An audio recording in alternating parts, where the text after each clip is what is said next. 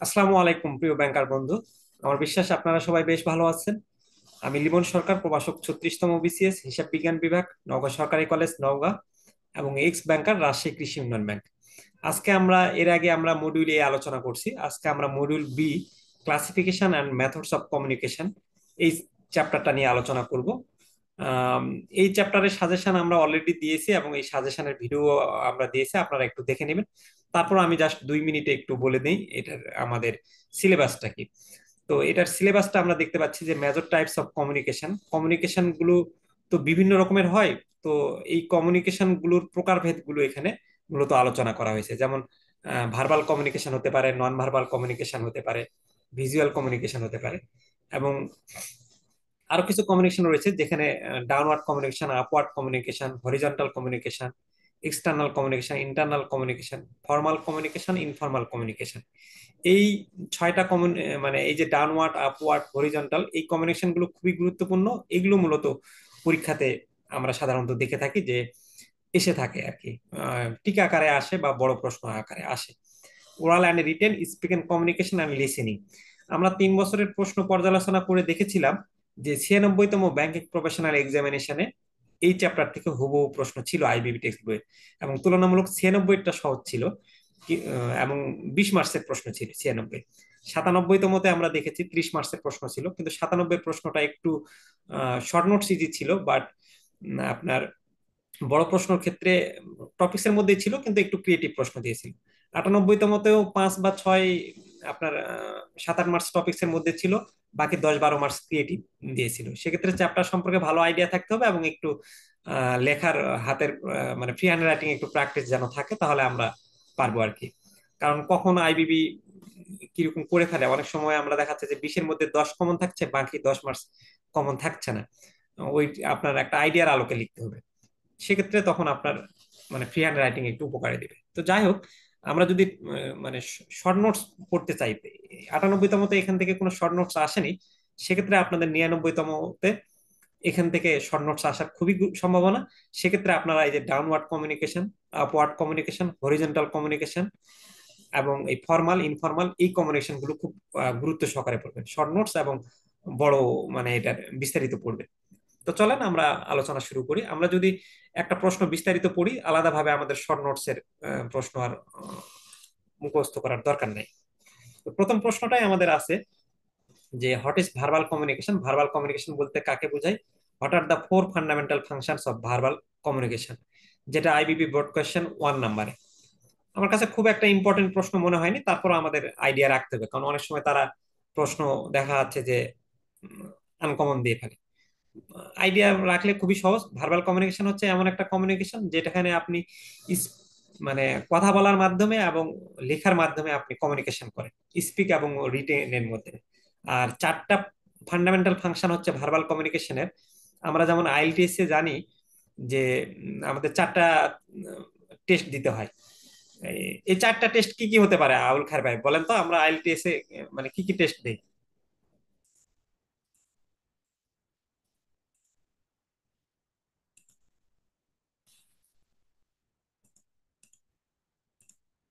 কি ব্যাপার, শোনা যাচ্ছে না?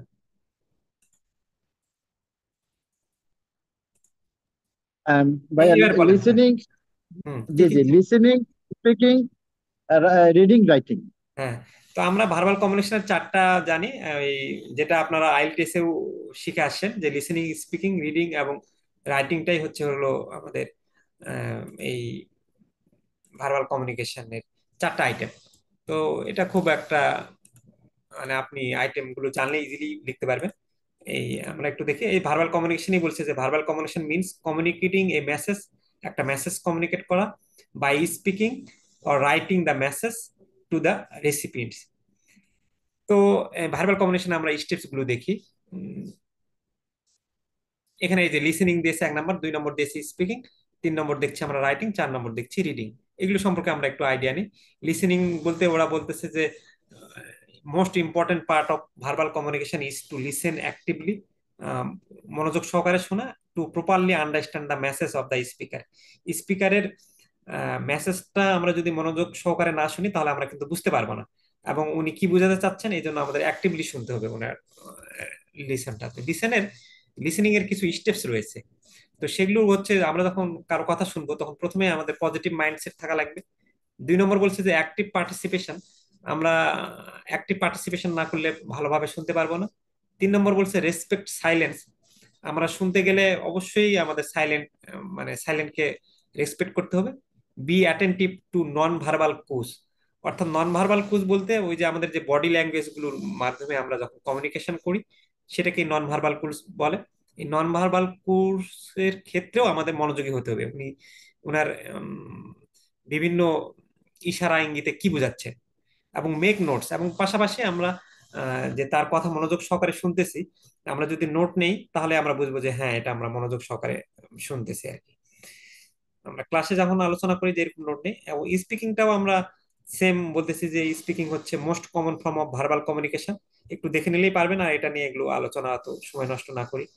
স্পিকিং এ বলতেছে যে কয়েকটা জিনিস আমরা ফলো করব, যে over use of complex and unknown vocabulary should not be used.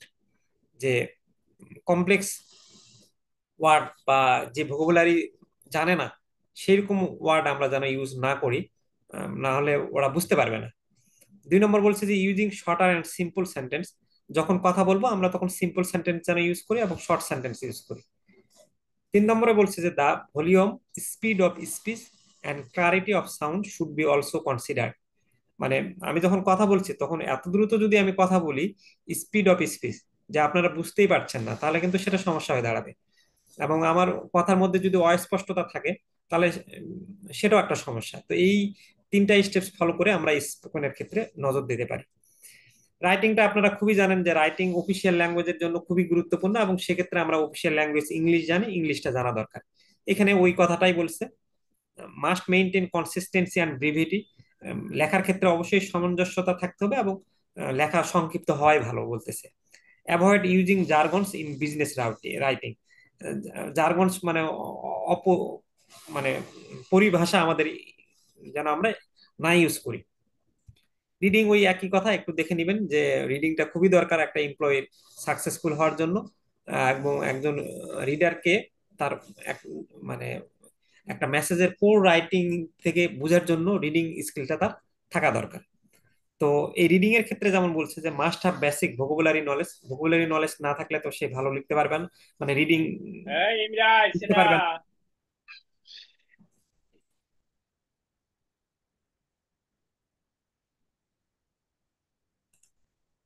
আচ্ছা, তারপর বলছে যে কমন গ্রামার ল্যাঙ্গুয়েজ। গ্রামার ল্যাঙ্গুয়েজটা কমন থাকতে হবে, and familiarity with professional correspondence. এরপর আমরা দেখি যে 7 নম্বর 2 নম্বর প্রশ্নটা আমরা ধরেছি আমাদের হ্যান্ড নোটে। Business communication does not merely mean writing letters. আমরা যখন বিজনেস কমিউনিকেশন করি তখন শুধুমাত্র চিঠি লেখাই বিজনেস কমিউনিকেশন না, these are many more models and styles. সেখানে আরো মডেল এবং স্টাইল রয়েছে। Discuss few of them. তার কিছু আলোচনা করুন। মানে সহজ কথায় যে আপনি যখন কমিউনিকেশন করেন তখন আপনি তো শুধু চিঠি লেখার মাধ্যমে কমিউনিকেশন করেন না, আপনি কথা বলার মাধ্যমে কমিউনিকেশন করেন, আপনার বিভিন্ন মডেল বলার মাধ্যমে কমিউনিকেশন করেন। সেই মডেলগুলো নোট থেকে দেখে নেবেন। এটা একটা ক্রিয়েটিভ প্রশ্ন এসেছিল, আমাদের টেক্সট বই সরাসরি নেই, টেক্সট বই টপিকের ভিতরেও নেই, এবং বইয়ের ভিতরেও নেই, বাট আপনি কমিউনিকেশন আপনার আইডিয়া থেকে যে আমরা বিভিন্নভাবে করতে পারি সেই কমিউনিকেশন গুলো এখানে লিখলেই হবে। তো এটা খুব বেশি গুরুত্বপূর্ণ না 99তম জন্য আমার কাছে মনে হয়নি, এই জন্য আমি এটা স্লাইডে আর ওরকম ভাবে রাখি নাই। আপনারা তারপরও খালি নোট থেকে একবার একটু দেখে নিবেন। আমরা 3 নম্বর প্রশ্নটা দেখি। 3 নম্বর প্রশ্নটা বলছে যে what is non verbal communication. Non verbal communication বলতে কি বোঝেন? Discuss the OS we can do non verbal communication. কিছু নন ভার্বাল কমিউনিকেশন এর ওয়ে আলোচনা করুন। এটা আমাদের আইবিপি বোর্ড কোয়েশ্চেন 2 নম্বরে এসেছে। তো নন ভার্বাল কমিউনিকেশন বলতে ওই যে আমরা সেই কমিউনিকেশনটাকেই বুঝি যেটা আপনার হচ্ছিল ওই চারটার বাইরে। সাধারণত আপনার ইশারা ইঙ্গিত, বডি ল্যাঙ্গুয়েজ, আপনার চোখের ভাষা, এগুলোর মাধ্যমে যখন আমরা কমিউনিকেশন করব তখন হচ্ছিল নন ভার্বাল কমিউনিকেশন। বা আপনি একটা জিনিস বুঝতে পারছেন কিনা মাথা নাড়িয়ে আপনি বলতেছেন, আপনার বিভিন্ন বডি ল্যাঙ্গুয়েজ এর মাধ্যমে যে কমিউনিকেশনটা হয় সেটাই হচ্ছে নন ভার্বাল কমিউনিকেশন। তো এখন নন ভার্বাল কমিউনিকেশনের কয়েকটা উদাহরণ আমরা দেখি। আমরা এখানে এই নন ভার্বাল কমিউনিকেশনে দেখতেছি যে non verbal communication is the transaction of message or signals without using spoken words. অর্থাৎ কথা শব্দ ছাড়াই যেই আমরা মেসেজটা ট্রান্সমিট করি, সেটাই হচ্ছে নন ভার্বাল কমিউনিকেশন। এই নন ভার্বাল কমিউনিকেশনের মধ্যে কি কি থাকতে পারে? একটা হচ্ছে হলো ফেসিয়াল এক্সপ্রেশনস, ওই যে মুখের ভঙ্গিমা, আপনার মুখের ভঙ্গি দেখেই বুঝতে পারবে যে আপনি শোকে আছেন নাকি হাসি খুশিতে আছেন। বডি ল্যাঙ্গুয়েজ হইতে পারে নন ভার্বাল কমিউনিকেশন। জেস্টার, জেস্টার মানে আপনি ইশারা ইঙ্গিত প্রদান করছেন। আই কন্ট্যাক্ট, আই কন্ট্যাক্টের মাধ্যমে নন ভার্বাল কমিউনিকেশন হতে পারে। পোস্টার, টোন অফ ভয়েস, ভয়েসের টোন শুনে সে বুঝতে পারছে যে আপনি কি রাগান্বিত নাকি না আপনার এই মুহূর্তে মন ভালো আছে। টাচ, প্রক্সিমিটি, প্রক্সিমিটি মানে কাছাকাছি থাকা। Even the use of silence. এখন এই উদাহরণগুলোই কিছু, এই যে ফেসিয়াল এক্সপ্রেশনস এর কিছু উদাহরণ দিছে। যেমন আমাদের হাসি মুখ হতে পারে, ফ্রনিং অর্থ ভ্রুকুটি, রেইজড আইব্রোস অর্থ চোখের ভ্রুকুটি। বডি ল্যাঙ্গুয়েজের কিছু উদাহরণ দিছে, পোস্টার, জেস্টার, নজিং অর্থাৎ মাথা নাড়া। তারপর আমরা দেখতে পারি যে আই কন্ট্যাক্টের কিছু উদাহরণ। এরকম ভাবে উদাহরণগুলো দেখে নেবেন, খুব ইজিলি পারবেন আশা করি। তারপর টাচ, টাচের ক্ষেত্রে কি হতে পারে? হ্যান্ডশেক যখন আমরা করি তখন টাচ হয়। এ প্যাট অন দা ব্যাক, পিঠে আহ, হাত দেওয়া, অরে হাগ, এগুলো হচ্ছে টাচের উদাহরণ। অ্যাপিয়ারেন্স, অ্যাপিয়ারেন্স বলতে সে কিরকম ভাবে আছে, তার কাপড় চোপড়, clothing, hair style, overall presentation. আর প্রক্সিমিটি বলতে আমরা বোঝাচ্ছি যে একটা লোক আর একটা লোকের কতটুকু কাছাকাছি আছে। যদি বেশি কাছাকাছি থাকে তাহলে আমরা মনে করে নিতে পারি যে তাদের মধ্যে একটা সম্পর্ক ভালো আছে বা ডমিনেন্স। আর যখন দুজন দুজন থেকে দূরে থাকছে, তখন আমরা মনে করি যে সেখানে তারা ডিসকমফোর্ট ফিল করতেছে। তো এই হলো নন ভার্বাল কমিউনিকেশন। নন ভার্বাল কমিউনিকেশনের আমরা উদাহরণ কয়েকটা দেখলাম। এখন আসেন 4 নম্বর প্রশ্ন আমাদের। 4 নম্বর প্রশ্নটা আমাদের আইবিবি টেক্সট বইয়ের শেষে নাই, কিন্তু টপিক্সে যেহেতু আছে, আপনারা জানেন যে অনেক সময় বইয়ের ভিতর থেকে প্রশ্ন হয়, এই জন্য এই প্রশ্নটা আমরা হ্যান্ড নোটে দিয়েছি। তো এটা টপিক 7 নাম্বার, আইবিবি টেক্সট বইয়ের 25 নাম্বার পেজে আমরা পাবো। যে প্রশ্নটা বলা হচ্ছে যে what is visual communication, visual communication বলতে কাকে বোঝায়, describe some of the visual communication methods. তো ভিজুয়াল কমিউনিকেশন বলতে আমরা বুঝি is the convenience of information, information প্রদান করা and ideas through visual elements, বিভিন্ন ভিজুয়াল এলিমেন্টস এর মাধ্যমে। যেমন ইমেজের মাধ্যমে আমরা অনেক সময় কমিউনিকেশন করি, গ্রাফিক্স, চার্ট, বিভিন্ন টেবিলের মাধ্যমে আমরা কমিউনিকেশন করি। Over visual aids, it leverage visual stimuli to enhance understanding and engagement. এটা মূলত করা হয় কেন, আমরা চার্ট, গ্রাফিক্স, ইমেজ করি, কারণ হলো আমরা সহজে বোঝানোর জন্য এই কাজটা করি, ভিজুয়াল কমিউনিকেশন। তো ভিজুয়াল কমিউনিকেশনের কিছু উদাহরণ দেখি আমরা। যেমন ইনফোগ্রাফিক্স, এটা আমাদের একটা বিগত বছরের ব্যাংকিং ডিপ্লোমাতে এসেছিল।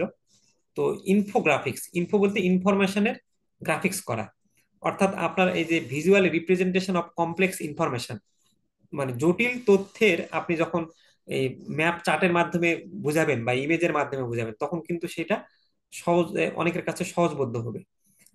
Text to present data in a clear and concise manner, chart বা গ্রাফের মাধ্যমে আপনি কমিউনিকেশন করতে পারেন ভিজুয়াল। ম্যাপের মাধ্যমে আপনি আপনার জিওগ্রাফিক্যাল ইনফরমেশন, ভৌগোলিক তথ্য বা আপনার দিক নির্ধারণ অথবা লোকেশন বোঝানোর জন্য আপনি ম্যাপ ইউজ করেন, তাহলে এটা একটা ভিজুয়াল কমিউনিকেশন হতে পারে। ফটোগ্রাফ অ্যান্ড ইমেজ, আমরা বিভিন্ন জায়গায় ছবি ইউজ করি, হাই কোয়ালিটি ছবি ইউজ করার মাধ্যমে আমরা কি করি, মেসেজের আপিলটা বোঝানোর চেষ্টা করি। ভিডিও অ্যান্ড অ্যানিমেশনের মাধ্যমে আমরা মেসেজটাকে আরো সহজ ইজিলি করি। প্রেজেন্টেশন, এই যে আমরা স্লাইডটা প্রেজেন্টেশনের মাধ্যমে আরো অনেক ইজি হচ্ছে বা সহজে বোঝা যাচ্ছে। হুম। তারপর বলছে পোস্টার অ্যান্ড ব্যানার্স, পোস্টার এবং ব্যানারের মাধ্যমেও তো আমরা ভিজুয়াল কমিউনিকেশন করি। Web design and user interface, বিভিন্ন ওয়েবসাইট, আমরা ব্যাংকের থেকে শুরু করে প্রত্যেকটা অর্গানাইজেশনের ওয়েবসাইট থাকে, সেই ওয়েবসাইট গুলোতে গেলে আমরা বিভিন্ন ধরনের ইনফরমেশন পেতে পারি। সোশ্যাল মিডিয়া গ্রাফিক্স, আমরা এই যে ফেসবুক, ইউটিউব, টুইটার, এগুলোতে আমরা কি বিভিন্ন ধরনের ইমেজ, মিম, শর্ট ভিডিও দেখি। অনেকে এগুলো মার্কেটিং এবং এনগেজমেন্ট পারপাসের জন্য করে থাকতেছে। এই ছিল ভিজুয়াল এইড কমিউনিকেশন। এটারই আরেকটা প্রশ্ন যে what are infographics, right briefly. এটা 97তম ব্যাংকিং প্রফেশনাল এক্সামিনেশনে এসেছিল শর্ট নোটস হিসেবে। তাহলে এই ইনফোগ্রাফিক্স সম্পর্কে আমরা আইডিয়া জানলেই হয়ে যাবে। তো এখানে আমরা ইনফোগ্রাফিক্স সম্পর্কে আরেকটু আহ, বোঝার চেষ্টা করি যে ইনফোগ্রাফিক্স হচ্ছে আর visual representation of information, data or knowledge. এই যে কিছুক্ষণ আগেই পড়লাম আমরা যে যখন আমরা ইনফরমেশন, ডাটা এবং নলেজকে ভিজুয়ালি রিপ্রেজেন্ট করব, সেটাই হচ্ছে ইনফোগ্রাফিক্স। আর ইনফোগ্রাফিক্সটা করা হয় design to present complex information quickly and clearly, যে জটিল কোনো ইনফরমেশন যেন খুব দ্রুত আমরা উপস্থাপন করতে পারি, এটাই হচ্ছে হলো ইনফোগ্রাফিক্স। আমরা পরিসংখ্যানের তথ্য বা আপনাদের ব্যাংকের যখন বিভিন্ন ধরনের রিপোর্ট গুলোতে আমরা বড় বড় অনেক তথ্য থাকে, তো সেগুলোকে আমরা যখন বার পাই চার্ট টেবিলের মাধ্যমে উপস্থাপন করি, ইজিলি যেন আমরা বুঝতে পারি যে আমাদের লাভ ক্ষতি বা প্রফিট লস কি অবস্থায় আছে। The primary goal is to communicate information efficiently and effectively. এটার মূল কারণ হচ্ছে যে আমরা ইনফরমেশনটা কমিউনিকেট করব ইফিসিয়েন্টলি এবং কার্যকরভাবে।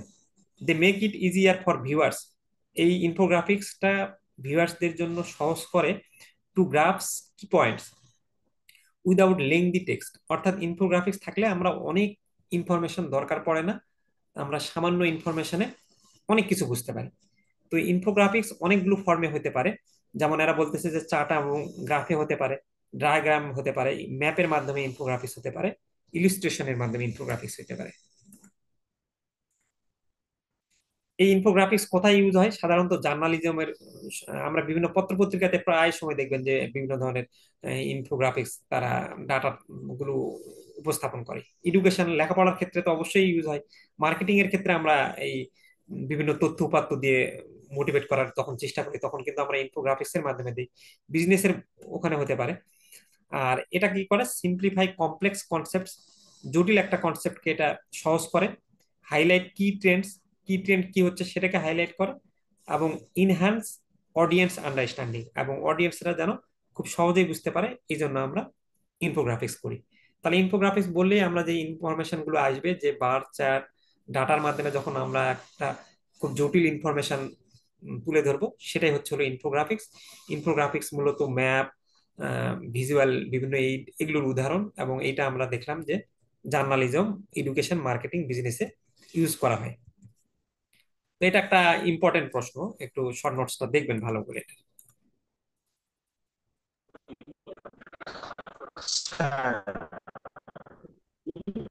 এখানে বইয়ের মধ্যে যেভাবে দেওয়া, আপনার স্লাইড তার থেকে একটু ভালো করে দেওয়া, আচ্ছা, কি কি বইটা বুঝি থেকে নাই? এটা ভালো লাগতেছে। এখন সৌরভ ভাই, কিভাবে ঠিক করবো? সৌরভ ভাই বোঝা যাচ্ছে না, একটু স্পষ্ট ভাবে বলেন তো কথা। যে 5 নম্বর, জি স্যার, হ্যাঁ পাঁচ বলেন। নম্বর প্রশ্ন যেটা, হ্যাঁ বলেন পাঁচ। স্যার, হ্যাঁ পাঁচ বলেন। নম্বর প্রশ্ন, 5 নম্বর। হ্যাঁ হ্যাঁ শুনছি, বলেন। এটা স্যার যে বইটা পেয়েছি, হ্যাঁ মানে যেভাবে দেওয়া তার থেকে আপনি যেটা উপস্থাপন করলেন, এটা একটু পয়েন্ট আকারে দেওয়া এবং সুন্দর করে বইয়ের মধ্যে আমরা এখানে যেটা স্লাইড দেখাচ্ছেন এটা একটু অন্যরকম। আচ্ছা, আমি একটু বলি। ওই ওখানে ওই সেম জিনিসই হ্যাঁ স্যার। আছে হলো। আমি কথা আপনারটা বোঝা যাচ্ছে না, কিন্তু আমি বুঝতে পারছি। ওই সেম জিনিসই আছে, স্লাইড আমরা কেন ক্লাস করি, ক্লাসটা যেন আরো বেশি ইজি হয়। ওই সেম জিনিসই আছে, ওটা লম্বা সেন্টেন্স আকারে, ওটাকেই জিস্ট আকারে আমি এখানে ইজিলি রেখে দিয়েছি। তো এই স্লাইড গুলো তো আপনাদেরকে আমি দিব, এই স্লাইড গুলো দেখে আপনাদের যেন পড়াগুলো আরো দ্রুত ইজি হয়, শর্ট ভার্সন করে রাখছি। এই শর্ট ভার্সন থেকে আপনি আলটিমেটলি বই এবং এই স্লাইড দেখে মিলেই পড়বেন, যেন আপনার পরীক্ষাতে ইজি হয়।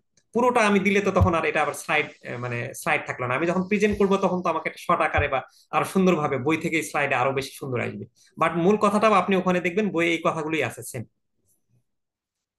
ঠিক না আবুল খায়ের ভাই? জি স্যার, ঠিক আছে, বুঝতে পারছি। জি জি, ঠিক আছে। কারণ আমি এই স্লাইড গুলো তো প্রথমটা প্রায় ফ্রি দেওয়া থাকছে, তারপর পরবর্তীতে তো আপনাদের দেওয়া হবে, তাহলে এগুলো কিন্তু বানাতে আমার আবার 2-3 ঘন্টা কষ্ট হয়েছে। আমি তখন ওই স্লাইড থেকে, মানে আমার এটা মানে মাথায় ছিল যে এটাকে আমি আরো কিভাবে এখানে ইজি করে দিতে পারি, যেন আপনারা এই স্লাইড গুলো দেখে আরো সহজভাবে পড়তে পারেন। এবং পরবর্তীতে স্লাইড ইমেজ গুলো দিচ্ছি কিসের জন্য? কারণ এটা আপনার মোবাইলে থাকলে আপনি বাসে কোথাও দূরে যাচ্ছেন, তখন ওই মোবাইলে আপনি ছবিটা জাস্ট চেঞ্জ করে করে আপনি একটু মন চাইলো দেখলেন আর কি। বই তো সবসময় বের করা যায় না আর কি সব জায়গায়। আচ্ছা, এখন আসেন যে what is downward communication. Downward communication বলতে কাকে বোঝায়? Discuss the steps of effective downward communication.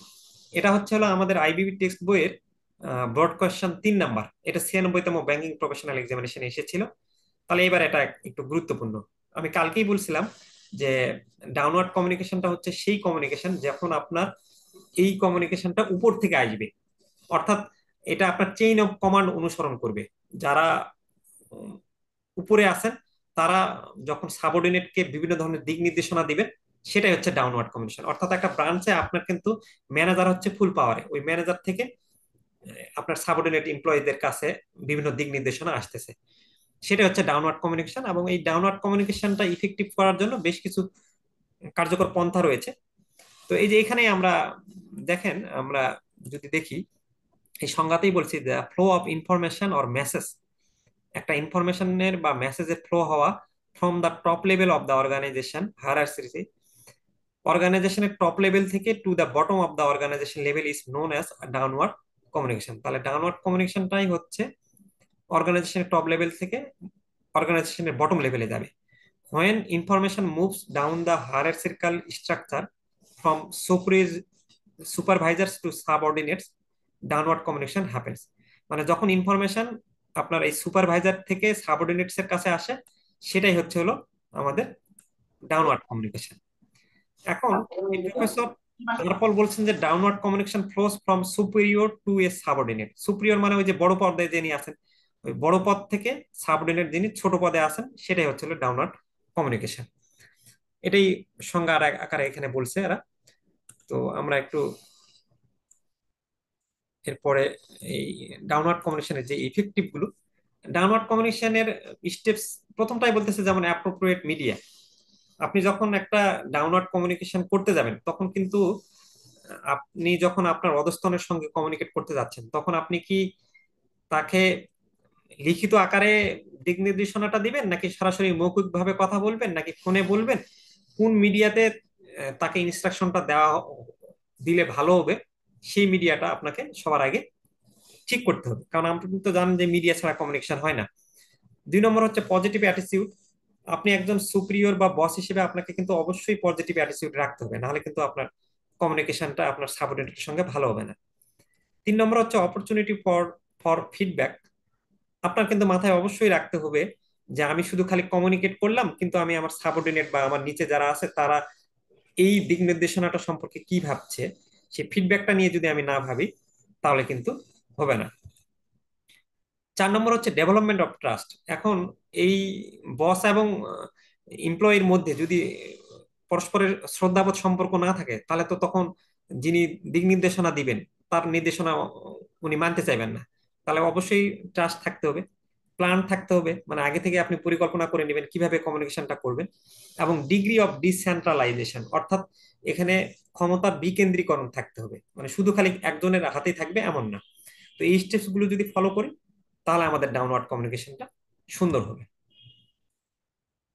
আচ্ছা, ইন্সপাইরেশন অবশ্যই যিনি বড় পদে আছেন তাকে কিন্তু এই তার অধস্তন তার কাছ থেকে কাজ আদায় করে নিতে হলে তাকে ইন্সপায়ার করতে হবে, মোটিভেট করতে হবে। অ্যান্ড সবার শেষে বলতেছে যে ইভ্যালুয়েশন অফ এমপ্লয়িজ অ্যাটিটিউড। আমি যে দিক নির্দেশনাগুলো দিচ্ছি, তো এই এমপ্লয়িরা অ্যাটিটিউড কিরকম, তাদের মনোভাবগুলো কি, সেটা কিন্তু দেখতে হবে।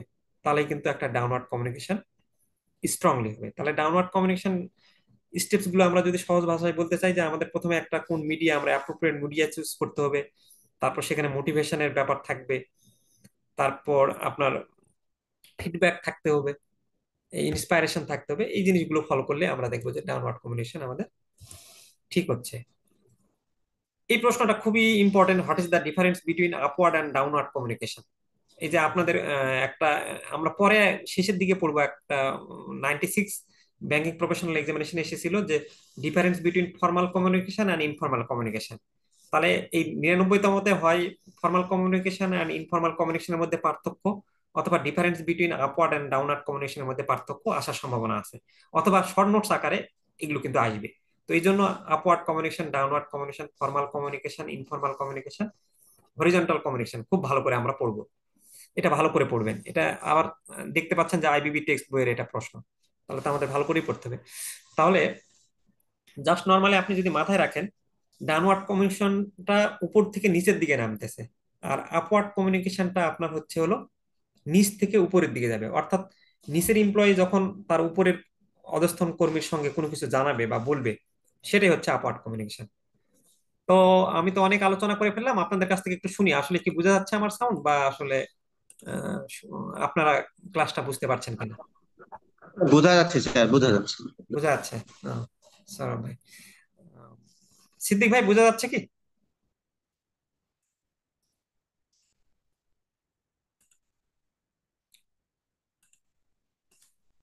আচ্ছা, ওকে, আমরা আহ, আলোচনায় যাই আবার, যেহেতু আমরা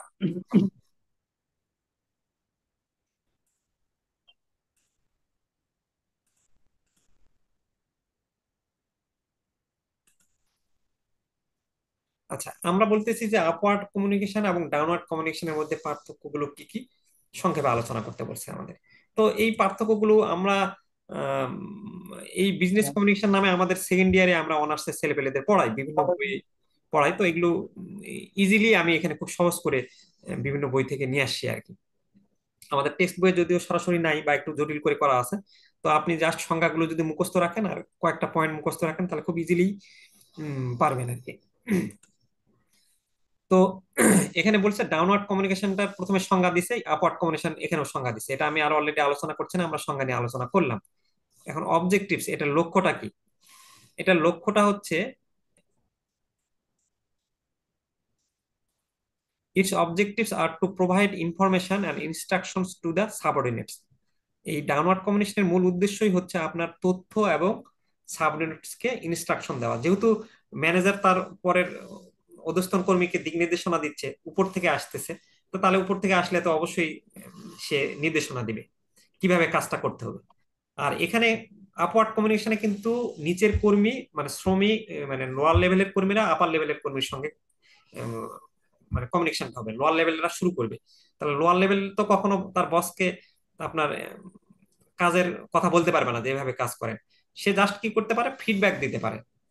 সেই যে বলছে যে to provide feedback to the superior is the basic objective of upward communication. আচ্ছা, তারপর এখানে বলছে যে here distortion can takes place unconsciously, অর্থাৎ একটা ইনফরমেশনের বিকৃতি সাধারণত যারা বস মানুষ বা উপরের লেভেলে আছেন, তো উনি কখনো ইনফরমেশন বিকৃতি করতে চাইবে না। কিন্তু আপওয়ার্ড কমিউনিকেশনের ক্ষেত্রে information may be distorted deliberately, অর্থাৎ ইনফরমেশনটাকে বিকৃতি ঘটানো হতে পারে ডেলিবারেটলি, মানে কি ইচ্ছাকৃত ভাবে। তার মানে ওই যে লোয়ার লেভেলের, অনেক সময় তো লোয়ার লেভেলের কর্মীরাই তো আরেকজনের বিরুদ্ধে গিয়ে তার বসকে বলে যে বিভিন্ন ধরনের কথা লাগায়, বা তাহলে তখন সে ইচ্ছাকৃত ভাবে তো ইনফরমেশনের মানে চেঞ্জ করতেছে। আচ্ছা, attitude, in case of downward communication a formal or natural attitude is enough. এখানে অ্যাটিটিউডটা তারা ফর্মাল রাখে, আর এখানে more more positive attitude is required. It is a common form of communication and routine activity. মানে কমিউনিকেশনের একেবারে কমন, আমরা সব জায়গায় কিন্তু 90% কমিউনিকেশনটা দেখি যে কোনো অর্গানাইজেশন বা বিজনেসে, এটা কিন্তু উপর থেকে আসে। তাহলে এই জন্য এটাকে বলতেছে যে কমন ফর্ম অফ কমিউনিকেশন, এবং এটা রুটিন কাজ। আর এইটা কিন্তু this is not awkward on a routine basis, এটা কিন্তু রুটিন বেসিসে আপওয়ার্ড কমিউনিকেশনটা হয় না, কারণ নিচ থেকে উপরে খুব কম হয়। তারপর বলা হয়েছে যে can be use for delegation or transfer of authority, এটা ব্যবহার হয় সাধারণত আমাদের কর্তৃত্ব বা ক্ষমতাটা একজনের কাছ থেকে আরেকজনে ট্রান্সফার করে দেওয়ার জন্য। আর এখানে অ্যাপার্ট কমিউনিকেশনে একসেপ্টেন্স অফ অথরিটি, অথরিটিটা যে নিল লোয়ার লেভেলের সে কনফার্ম করে। Can be use for motivating employees, আমরা বললাম যে ডাউনওয়ার্ড কমিউনিকেশনটা আমরা এমপ্লয়ীদের মোটিভেট করার জন্য ইউজ করি। আর এখানে তো কোনো স্কোপ নেই মোটিভেশনের, কারণ নিচের কর্মী সে তার বসকে কিভাবে মোটিভেশন করতে যেতে পারবে। আর it is frequently used in an organization, অর্গানাইজেশনে ফ্রিকুয়েন্টলি ইউজ হয়, আর এটা তুলনামূলক কম ইউজ হয়। আপনি একটু 15-20 মিনিট আলোচনা করা হয়ে গেছে, নেক্সট শুক্রবার বা শনিবার 20-30 মিনিট পড়বেন, 20-25 মিনিট সময় দিবেন, আমার বিশ্বাস সেটা মুখস্থ হয়ে যাবে। খুব কঠিন আকারে আমরা পার্থক্যগুলো লিখি নাই, একটু বেশি দিয়েছি। যেগুলো আপনার কাছে সহজ মনে হবে সেই কয়টা পয়েন্ট আপনি পড়বেন। আচ্ছা, এখন আসেন এই হরিজন্টাল কমিউনিকেশন। এই হরিজন্টাল কমিউনিকেশন কিন্তু শর্ট নোটস আকারে আসতে পারে। আর what are the steps of effective horizontal communication, সহজ ভাষায় আমি বলি যে হরিজন্টাল কমিউনিকেশনটা হচ্ছে সেটাই যখন আপনি আপনার কলিগের সাথে, অর্থাৎ একই র্যাঙ্কের কর্মীদের সঙ্গে যখন কমিউনিকেশনটা হবে, তখন সেটাই হচ্ছে হলো হরিজন্টাল কমিউনিকেশন। যখন ম্যানেজারদের মধ্যে কমিউনিকেশন হবে বা সিনিয়র অফিসার তার সিনিয়র অফিসারদের মধ্যে কমিউনিকেশনটা হবে, সেটাই হলো হরিজন্টাল কমিউনিকেশন। তো এই হরিজন্টাল কমিউনিকেশনে এই কথাগুলোই বলছে, আপনারা একটু নিজেরা পড়ে নেবেন যে message or ideas among individuals departments or units at the same hierarchical level within an organisation, এই যে বলছে, আমি যেটা বললাম সেটাই বলা আছে। এখন এই হরিজন্টাল কমিউনিকেশনের ইফেক্টিভ হতে গেলে কি করতে হবে? Initiate the conversation. একজন কেউ কথাটা শুরু করবে, এখানে বলেছে সামওয়ান স্টার্টস দ্য ডায়লগ। তারপর ইনফরমেশন শেয়ার করবে। People openly exchange relevant details, updates or ideas with their peers. আমরা জানি যে সেম র্যাঙ্কে যারা আমরা যখন জব করি তাদের সাথে কিন্তু আমরা বেশি ফ্রি থাকি, আমরা বসের সাথে বা জুনিয়রের সঙ্গে কম ফ্রি থাকি। তাহলে আমরা ইজিলি আমাদের ডিটেইলস আপডেটস গুলো শেয়ার করতে পারি। অ্যাক্টিভ লিসেনিং, আমরা যখন কলিগদের সাথে আমাদের সেম র্যাঙ্কের রিলেশনশিপটা ভালো হয় তখন আমরা অ্যাক্টিভ লিসেনিং করি। Seek and provide feedback. আমাদের কি করতে হবে যখন হরিজন্টাল কমিউনিকেশন ইফেক্টিভ হতে গেলে? আমার কলিগের কাছ থেকে ফিডব্যাকটা নেওয়ার চেষ্টা করতে হবে। তারপর বলছে collaboration and problem solving, working together to find solution. যখন আমরা একসঙ্গে কাজ করব তখন আমরা একটা সলিউশন খুঁজে পাবো এবং আমরা সকলে মিলে আমাদের অর্গানাইজেশনের যে মূল গোল সেটা বের করার চেষ্টা করতে পারবো। আচ্ছা, আমাদের 9 নম্বর প্রশ্ন, আইবিবি টেক্সট বইয়ের বোর্ড কোয়েশ্চেন 4 নম্বর, যেটা what is external communication, what are the methods of external communication, discuss the audiences and purpose of each method. এটা একদমই সহজ। এক্সটার্নাল কমিউনিকেশন বলতে আমি ওই যে কালকে বলছিলাম যে যখন কমিউনিকেশনটা আপনার অফিসের মধ্যে না হয়ে বাইরের স্টেক হোল্ডার পার্টির সঙ্গে যখন হবে, একটা কোম্পানির তার কাস্টমারদের সঙ্গে যখন সে কমিউনিকেট করবে, সেটাই হলো এক্সটার্নাল কমিউনিকেশন। অর্থাৎ অর্গানাইজেশনের বাইরে যখন কমিউনিকেশন হবে সেটাই হলো এক্সটার্নাল কমিউনিকেশন। এখন এই এক্সটার্নাল কমিউনিকেশন বিভিন্ন ভাবে হতে পারে, প্রিন্ট মিডিয়া, তারপর সোশ্যাল মিডিয়া, আরো অনেক কিছু পদ্ধতি আছে। তো সেই পদ্ধতিগুলি আমরা দেখি। এখানে আমরা ওই কথাগুলোই লিখছি যে যেমন external business communication means to communicate with entities outside the organization of a business. একটা বিজনেসের বাইরেই হলো এক্সটার্নাল কমিউনিকেশন। এই আমাদের আউটসাইডার কে কে হতে পারে? ক্লায়েন্ট হতে পারে, কাস্টমার হতে পারে, সাপ্লায়ার হতে পারে, ডিস্ট্রিবিউটরস হতে পারে, অডিটর হতে পারে, রেগুলেটরি এজেন্সিস, গভর্নমেন্ট এন্টিটিস, এরকম হইতে পারে। এগুলো দেখে নেবেন। আচ্ছা, এখন আসেন আমরা একটু দেখি যে আমাদের এই যে ছক আকারে দেওয়া হয়েছে আমাদের এই এক্সটার্নাল কমিউনিকেশন মেথডটা কি। ধরে নেন যদি ডিরেক্ট মিটিং হয়, এই ডিরেক্ট মিটিং এর ক্ষেত্রে আমরা অডিয়েন্স কে হতে পারে? গভর্নমেন্ট এন্টিটিস হতে পারে, supply chain entities, auditor, regulatory authorities. উদ্দেশ্যটা কি? আমরা সরকারি কোনো প্রতিষ্ঠানের সাথে যদি যখন আলোচনা করব তখন কি ফর্মাল ডিসকাশন হতে পারে, রিপোর্টিং হতে পারে, নেগোসিয়েশন হতে পারে। আমরা অডিও ভিজুয়াল অ্যান্ড অ্যাডস এর মাধ্যমে এক্সটার্নাল কমিউনিকেশন করতে পারি। তাহলে আমরা অ্যাড এর মাধ্যমে কার সাথে কমিউনিকেট করি? কোম্পানিরা জেনারেল পাবলিকের সাথে করে। তাহলে অ্যাড কেন দেয়? তার প্রোডাক্ট সম্পর্কে ডিসক্রাইব করার জন্য, অ্যাকোয়ার কাস্টমার পাওয়ার জন্য, কমিউনিকেট চেঞ্জ, তারা কোনো কিছু যদি পরিবর্তন করে তাহলে এই কমিউনিকেশন করে, ইমপ্রুভ সেলস। ইমেল নিউজ লেটারের মাধ্যমে আমরা করতে পারি, কোম্পানি ওয়েবসাইটের মাধ্যমে করতে পারি। আমাদের আর এটা যেহেতু 40 মিনিট পরে অফ হয়ে যায়, আমাদের আর 2 মিনিট পরে অফ হয়ে যাবে। তারপর আমার রেকর্ডিংটা একটু হইতে 3-4 মিনিট সময় লাগবে। সেক্ষেত্রে আমরা আবার আমি গ্রুপে আপনাদের লিঙ্কটা দিয়ে দিব। হ্যাঁ, 10 মিনিট পরে আবার আমরা জয়েন করব। তো এটা শেষ করি। তারপরও সোশ্যাল মিডিয়া, জেনারেল পাবলিক, আমরা সোশ্যাল মিডিয়ার মাধ্যমে সাধারণ মানুষজনের সাথে আমরা কথা বলতে পারি। এটা আমাদের এই সোশ্যাল মিডিয়ার মাধ্যমে অডিয়েন্স কি করতে হবে? যে promote products, provide customer service, আমরা কাস্টমার সার্ভিস দিতে পারি। আমরা হোয়াটসঅ্যাপের মাধ্যমে কাস্টমার সার্ভিস দিচ্ছি, সোশ্যাল মিডিয়া একটা। ফোন কল এন্ড এসএমএস, এগুলো আমার মনে হয় একবার রিডিং পড়ে নিলে আপনারা পারবেন যে মেথডটা কি, ওই মেথডের অডিয়েন্স কে, আর পারপাসটা কি, একটু মুখস্থ করে নিলেই ইজিলি চলে আসবে। আমরা প্রায় শেষের দিকে চলে আসছি। তারপর how does external communication occurs in banks, এটা আইবিবি শর্ট কোয়েশ্চেন 3 নম্বর।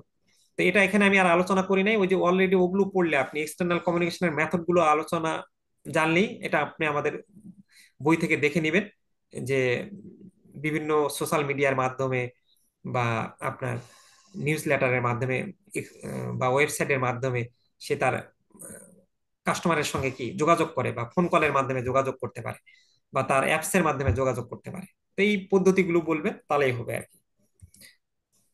আচ্ছা, আমাদের 97তম ব্যাংকিং প্রফেশনাল এক্সামিনেশনে এসেছিল what is external communication. External communication বলতে কাকে বলো বোঝাই, এটা আমাদের সরাসরি প্রশ্ন ছিল। কিন্তু এই যে পরের অংশটুকু ওরা অনেক সময় কিন্তু লেজ লাগায়, মানে আপনার আনকমন করে। Do you think external communication demands more attention and accuracy? আপনি কি মনে করেন যে এক্সটার্নাল কমিউনিকেশনকে খুব বেশি গুরুত্ব দেওয়া দরকার? Give reasoning in your language. আপনি আপনার ল্যাঙ্গুয়েজ সম্পর্কে দেন। 1 মিনিটের মধ্যে আমাদের ইয়া হয়ে যাবে, তারপর আমি আবার লিঙ্ক দিয়ে দিব 10 মিনিটের মধ্যে, 9:50-এ, তখন আবার জয়েন করবেন।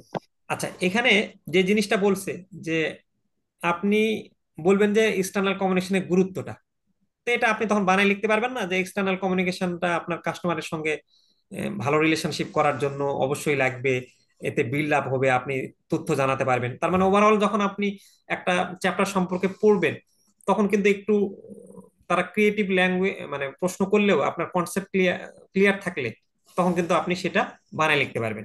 এই জন্য যেন আপনারা 2-3 লাইন লিখতে পারেন, এরকম একটা মানে অভ্যাস করে ফেলবেন। এখন কারো একটু বলতে পারেন যে এ পর্যন্ত আমাদের আহ, আহ, কিরকম আলোচনা হচ্ছে আর কি আসলে। ভালো স্যার, উপভোগ করছি, ভালো, আলহামদুলিল্লাহ।